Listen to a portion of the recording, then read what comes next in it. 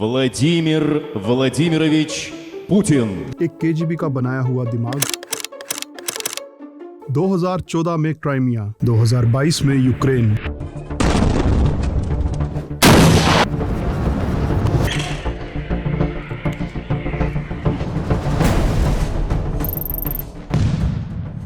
और अब एक न्यूक्लियर अटैक की थ्रेट। क्या साइकोलॉजी हो सकती है एक ऐसे इंसान की जो तकरीबन 16 साल तक एक केजीबी एजेंट और फिर 18 साल रशिया जैसी कंट्री का प्रेसिडेंट रहा हो, जिसने वो स्टेप्स उठाए जो दुनिया को किसी टाइम पर इम्पॉसिबल लगते थे। मकसद यहाँ पुतिन की किसी तरह की प्रशंसा करना नहीं है, पर एक ऐसी साइकोलॉजी और सिचुएशन को एनालाइज करना है जिसकी वजह से दुनिया आज एक पोटेंशियल न्यूक्लियर वॉर के पॉइंट से एक वर्ल्ड वॉर की तरफ बढ़ सकती है। С праздником вас! С днем Великой Победы! Ура! Would change the face of war. Putin eventually do it? Probably, but it would be a terribly, terribly bloody and terrible battle. 21 सितंबर को व्लादिमीर पुतिन ने अपनी न्यूक्लियर अटैक की थ्रेट को फिर से दोहराया और इस थ्रेट की सीरियसनेस को हाईलाइट करने के लिए पुतिन ने ये तक कहा कि I am not bluffing. Putin की इस थ्रेट के लिए अमेरिकन प्रेसिडेंट जो बिडेन कहते हैं कि वो पुतिन को अच्छे से जानते हैं और जब पुतिन टैक्टिकल न्यूक्लियर वेपन्स या फिर बायोलॉजिकल या केमिकल वेपन्स को इस्तेमाल करने की बात करते हैं तब वो किसी तरह का मजाक नहीं कर रहे होते।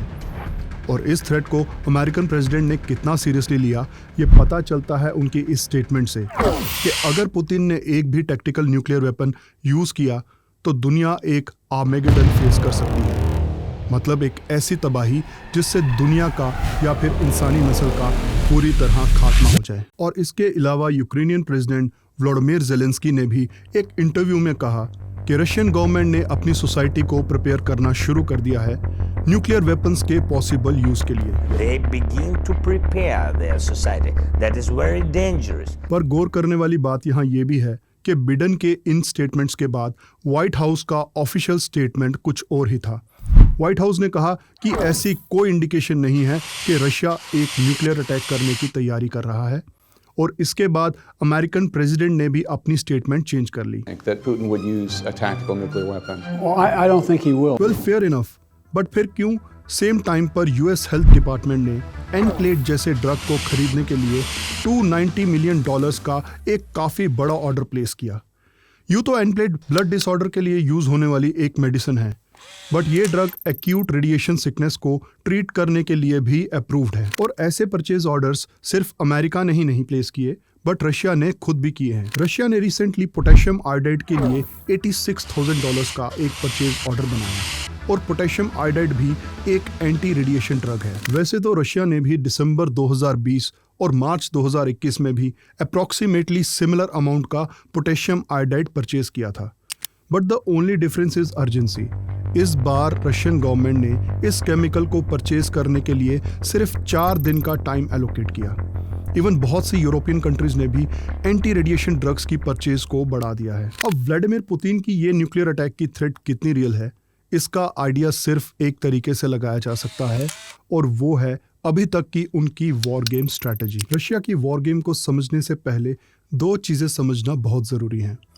पहली चीज कि क्या इस बात पर इतनी आसानी से यकीन कर लिया जाए कि रशिया, जिसे यूनाइटेड स्टेट्स अपने लिए सबसे बड़ी थ्रेट समझता है और जिसे काउंटर करने के लिए अमेरिका को 30 देशों को मिलाकर नाटो जैसी ऑर्गेनाइजेशन को बनाना पड़े, वो इतने कच्चे थे कि आज अटैक के 8 महीने बाद भी अपने से मिलिटरली काफ़ी वीक देश के अगेंस्ट अपनी वॉर को कंक्लूड नहीं कर पाए।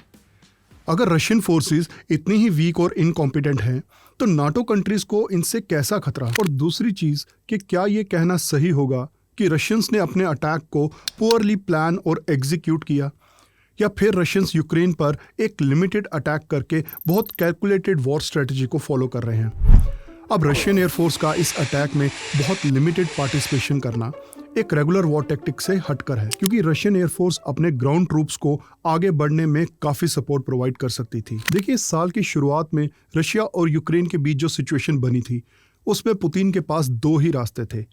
या तो वो स्टेटस को मेंटेन करे, मतलब जो जैसा चल रहा है वैसे ही चलने दे, या फिर यूक्रेन पर एक मिलिट्री स्ट्राइक करें। पहला रास्ता चुनने का मतलब ये था कि यूक्रेन नियर फ्यूचर में नाटो मेंबर बन जाता और वो रशिया के लिए एक बहुत बड़ा स्ट्रैटेजिक लॉस होता।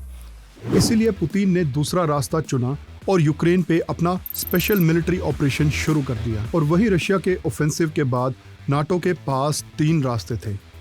पहला रास्ता था कि वो कुछ नहीं करे, बट फिर पुतिन की जीत बहुत आसानी से हो जाती और एक प्रेसिडेंस भी सेट हो जाता कि पुतिन जब भी चाहे वो अपनी बात फोर्स का इस्तेमाल करके मनवा सकते हैं। दूसरा रास्ता था कि नाटो यूक्रेन की तरफ से एक काउंटर ऑफेंसिव स्टार्ट करे रशिया के अगेंस्ट, बट फिर हाई चांसेस थे कि सिचुएशन 2 देशों के बीच में हो रहे कन्फ्लिक्ट से वर्ल्ड वॉर 3 में कन्वर्ट हो जाती। इसीलिए नाटो ने तीसरा रास्ता चुना और वो था एक पैसिव वॉर का, जिसमें नाटो कंट्रीज और उनके एलाइज ने रशिया पर हैवी इकोनॉमिक सैंक्शंस लगाकर उसे वीक करना शुरू कर दिया और दूसरी तरफ वेपन सप्लाई करके यूक्रेनियन फोर्सेस को सपोर्ट किया। नाटो के तीसरा रास्ता चुनने की एक वजह यह भी थी कि अकेले रशिया यूएस को तो कन्फ्रंट कर सकता था, बट पूरे नाटो को नहीं, और इसीलिए नाटो का वॉर में पार्ट लेना रशिया के लिए एक एग्जिस्टेंशियल थ्रेट बन जाता। और ऐसे में एक न्यूक्लियर पावर फिर कभी भी अपने स्ट्रैटेजिक न्यूक्लियर वॉरहेड्स को लॉन्च करने से पीछे नहीं हटेगी। और यही बात व्लादिमीर पुतिन ने मार्च में अपनी पहली न्यूक्लियर अटैक की थ्रेट देकर कंफर्म की थी। अब ये बात तो क्लियर हो जाती है कि मार्च में दी गई रशिया की न्यूक्लियर थ्रेट का मेन मकसद था नाटो को इस कन्फ्लिक्ट में डायरेक्ट पार्ट लेने से रोकना। अब पुतिन की वो थ्रेट ब्लफ थी या नहीं, पर नाटो ने तब उसे ब्लफ नहीं माना।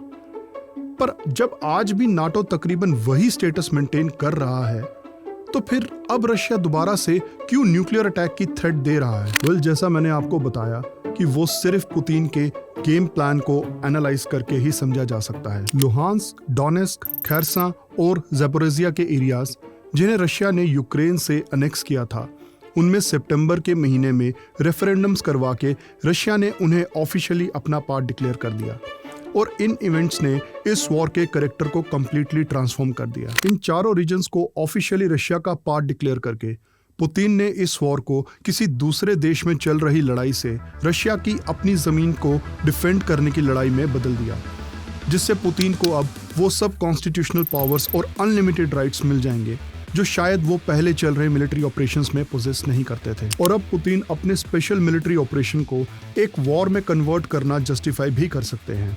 उसके लिए पुतिन को अपनी सोसाइटी के दिमाग में बस ये बात डालनी है कि कैसे एक फॉरेन मिलिट्री रशिया के बॉर्डर्स पार करके उनके लिए एक एग्जिस्टेंशियल थ्रेट बन सकती है। तो अल्टीमेटली जिस तरह पुतिन ने अपनी स्ट्रेटजी से पूरे वॉर गेम का कैरेक्टर चेंज करके रख दिया, उसे देखकर व्लादिमीर पुतिन की न्यूक्लियर अटैक की थ्रेट्स को सिर्फ एक ब्लफ समझना बहुत बड़ी बेवकूफ़ी होगी। मैं अपने व्यूअर्स को बता दूं कि यहाँ मेरा मकसद वॉर मॉन्गरिंग करना बिल्कुल नहीं है, बट व्हाट इफ पुतिन सच में अपनी दी हुई थ्रेट को एग्जीक्यूट कर दे? वेल, अगर ऐसा होता है तो 2 बातें कंसीडर करना बहुत ज़रूरी होंगी। पहला कि रशिया का मॉडस ऑपरेंडी यानी कि थ्रेट को अंजाम देने का तरीका क्या होगा, और दूसरा कि फिर वेस्ट पुतिन की मचाई तबाही पर कैसे रिएक्ट करेगा। रशिया के मॉडस ऑपरेंडी की बात करें तो सबसे पहली पॉसिबिलिटी ये है कि रशिया ब्लैक सी के ऊपर एक small scale demonstrative nuclear blast करे। दूसरी पॉसिबिलिटी है कि रशिया या तो यूक्रेन की फोर्सेस पर actual tactical nuclear weapon use करे या फिर किसी न्यूक्लियर पावर प्लांट को अपना टारगेट बनाए, जिससे उस प्लांट से निकलने वाली रेडिएशन एटमॉस्फेयर में स्प्रेड हो जाए। यहाँ जिन्हें आइडिया नहीं है उन्हें बता दूं कि न्यूक्लियर वेपन्स को हम 2 कैटेगरीज में डिफरेंशिएट कर सकते हैं। पहला है टैक्टिकल या कह लीजिए छोटे साइज का न्यूक्लियर वेपन जो एक लिमिटेड एरिया को ही डैमेज कर सकता है। दूसरा है स्ट्रैटेजिक या कह लीजिए एक बड़े साइज का न्यूक्लियर वॉरहेड जिससे एक पूरे शहर को डिस्ट्रॉय किया जा सके। पर एक स्ट्रैटेजिक न्यूक्लियर वॉरहेड के यूज होने की प्रोबेबिलिटी इस पॉइंट ऑफ टाइम में कंपैरेटिवली कम है। रशिया एक डेमोन्स्ट्रेटिव एक्सप्लोजन करे या फिर एक टैक्टिकल न्यूक को यूज करे, नतीजा ये होगा कि पूरी दुनिया में उसका पैनिक फैल जाएगा।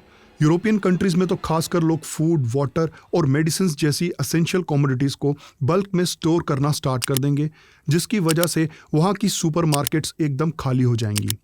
पेट्रोल और गैस जैसे एनर्जी रिसोर्सेज की शॉर्टेज तो यूरोप ऑलरेडी फेस कर रहा है, बट इसके बाद हालात बिल्कुल वर्स हो जाएंगे।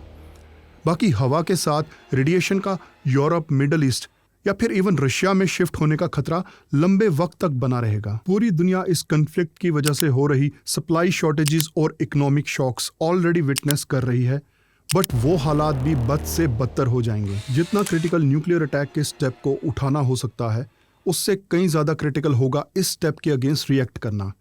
यूएस और उसके अलाइज अग्रेशन में आकर रिएक्ट करने के बजाय अगर रैशनली रिएक्ट करेंगे तो हाई चांसेस हैं कि वो एक न्यूक्लियर अटैक को दूसरे न्यूक्लियर अटैक से रेसिप्रोकेट नहीं करें, बल्कि कन्वेंशनल वेपन्स यूज करते हुए रशिया के की स्ट्रैटेजिक लोकेशंस को टारगेट करें।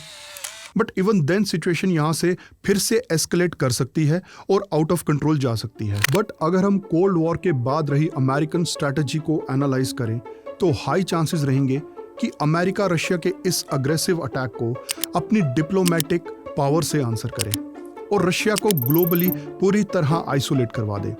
ऐसी सिचुएशन में हाई प्रोबेबिलिटी रहेगी कि रशिया को अपने बिगेस्ट सपोर्टर चाइना के साथ साथ इंडिया का सपोर्ट भी खोना पड़े और फिर शायद रशिया का ग्लोबली वही स्टेटस हो जाएगा जो आज शायद नॉर्थ कोरिया का है। इस सेंसिटिव टॉपिक पे आप अपनी ओपिनियन नीचे कमेंट करके शेयर कर सकते हैं। वीडियो अगर आपको इंफॉर्मेटिव लगा हो तो वीडियो को लाइक और चैनल को सब्सक्राइब जरूर करें। जल्द ही मिलेंगे एक और वीडियो में। देखने के लिए आपका बहुत बहुत धन्यवाद।